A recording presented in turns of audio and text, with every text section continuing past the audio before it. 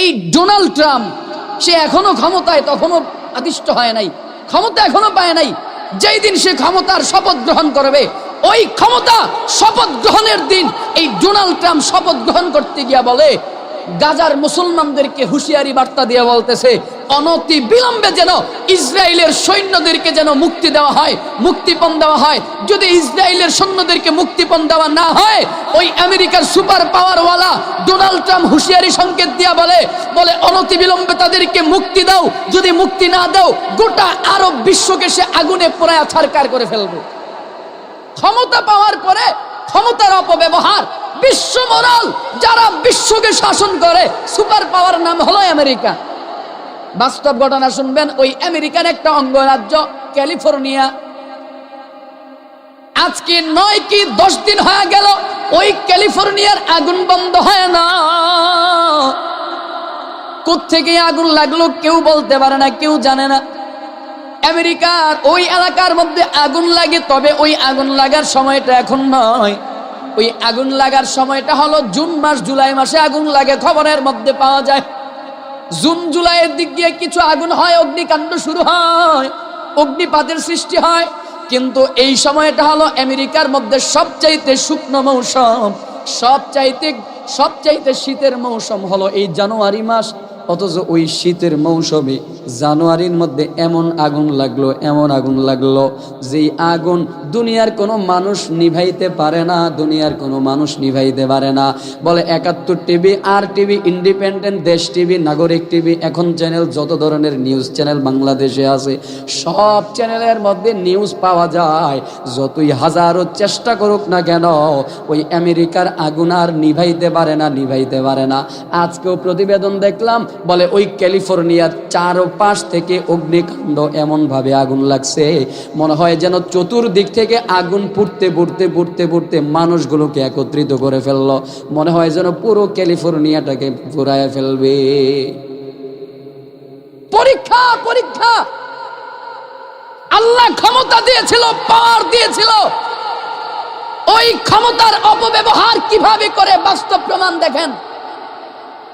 যুদ্ধ লেগেছিল গাজা আর ইসরায়েল। যুদ্ধ কোথায়?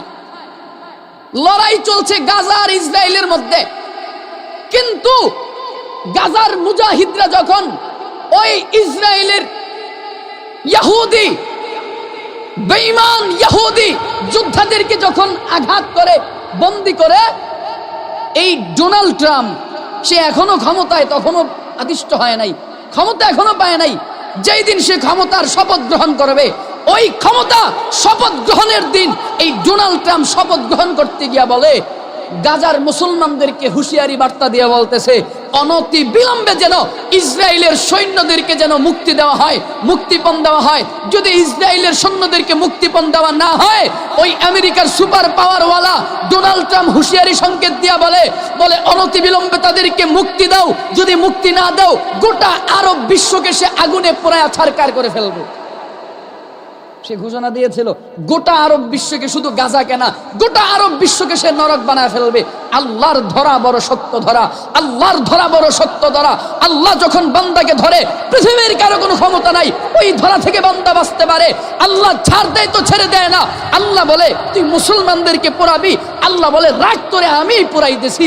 যেই দিন শপথ গ্রহণ করতে চেয়েছিল, যেই দিন হুঁশিয়ারি দিয়েছিল যে গাজার মুসলমানদেরকে পুরায় মারবে, ঠিক ওই দিন বিকাল বেলা থেকেই ওই আমেরিকার ক্যালিফোর্নিয়ার অঙ্গরাজ্যের মধ্যে যে আগুনের সৃষ্টিপাত হয়েছিল, ওই আগুন আজকে 10 দিন কি 11 দিন পর্যন্ত দাউ দাউ করে জ্বলছে।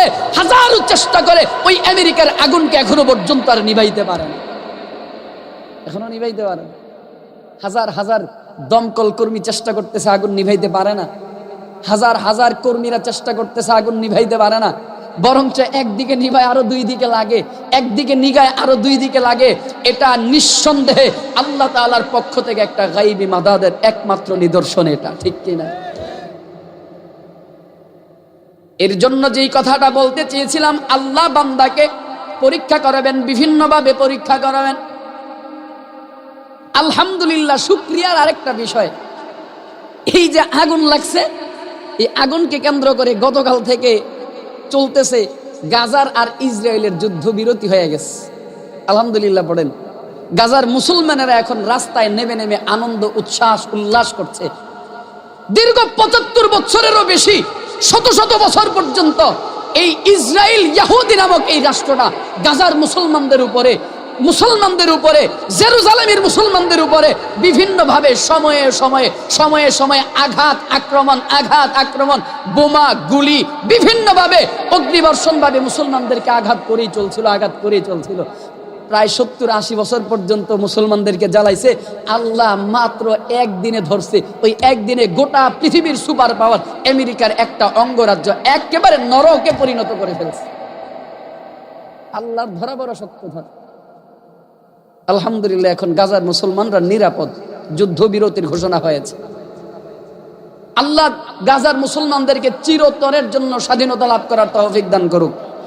গাজায় মুসলমানদের কালেমার পতাকা পথ উড়াবার তৌফিক দান করুক। মুসলমানদের জেরুজালেমের সেই প্রাণের কিবলা বাইতুল আকসা, মসজিদুল আকসাকে আল্লাহ মুসলমানদের নিয়ন্ত্রণে আবার হেফাজত করার তৌফিক দান করুক। পড়েন আমিন।